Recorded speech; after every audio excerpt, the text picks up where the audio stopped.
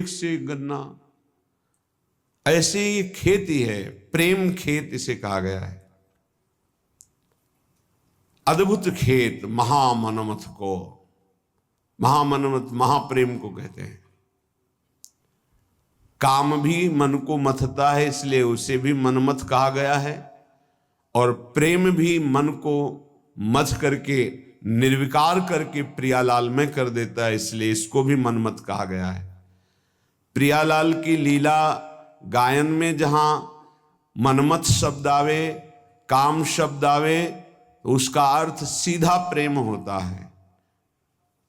और संसार के संबंधों में अगर प्रेम भी शब्द कहा जाता है तो काम ही है। देह भाव को लेकर जो भी राग होता है उसे चाहे प्रेम कहो, आसक्ति कहो, काम कहो, मोह कहो, वह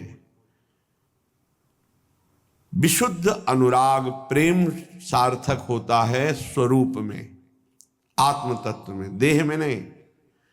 आत्माओं की परम आत्मा जिसे परमात्मा कहते हैं, ईश्वरों के परम ईश्वर जिन्हें कहते हैं, वो हमारे प्रभु नित्य बिहारी श्री लालजू महाराज हैं।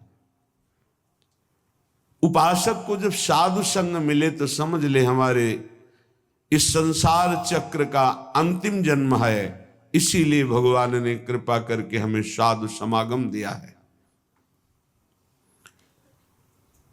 अध्यात्म का प्रभाव तभी पड़ता है जब ना अर्थ लिया जाए और ना अर्थ दिया जाए। अर्थ लेने की भावना से अध्यात्म का उपदेश देने पर रंग नहीं चढ़ेगा, और अर्थ दे करके अब अध्यात्म सुनने से अर्थ की प्रधानता होने के कारण, रजोगुणी वृत्ति होने के कारण, दैन्यता ना होने के कारण वो उपदेश को ग्रहण नहीं कर पाएगा।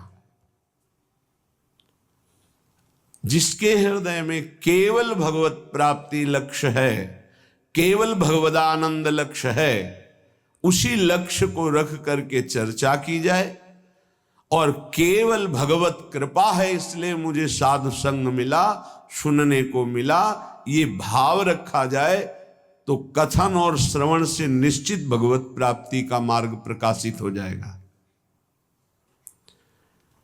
जब तक भगवदानंद के सिवा और कोई आकांक्षा अंदर रखी जाती है तो उसे कपट कहते हैं, तो उसे कपट कहते हैं। यदि कपट रख करके अध्यात्म की चर्चा की जाए तो उसका कोई प्रभाव न कथन करने वाले पे पड़ता है, न श्रवण करने वाले पे पड़ता है। चौथी भगति मम गुणगन करई कपट तजी गान। ये जो भगवत चर्चा है, स्वांता सुखाय तुलसी रघुनाथ गाथा, ये आत्म सुख के लिए गान की जा रही है। मान प्रतिष्ठा यश कीर्ति रुपया पैसा भोग सामग्री प्रणाम नमस्कार वाहवाही, ये सब इसका लक्ष्य नहीं है।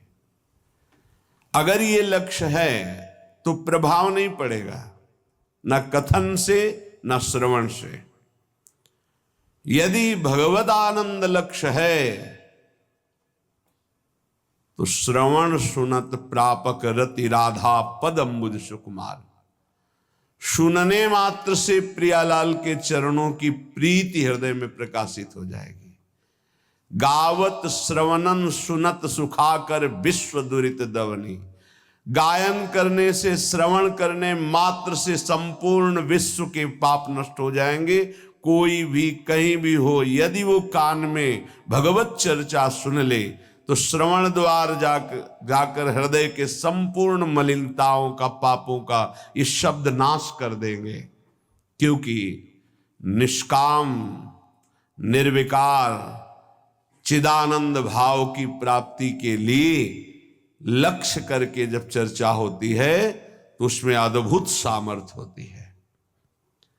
इसीलिए श्रीपाद कह रहे हैं, आप वृंदावन आ जाओ, एक दिन के लिए आ जाओ, इस रज में बैठकर चर्चा सुनो, तुम्हारे हृदय में निश्चित कोई न कोई शब्द अपना अधिकार कर लेगा।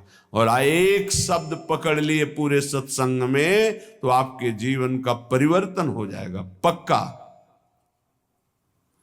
श्रीपाद कह रहे जाति प्राण धनानियांतु सुयसो राशि परीक्षीयतां सद्धर्मा विलयम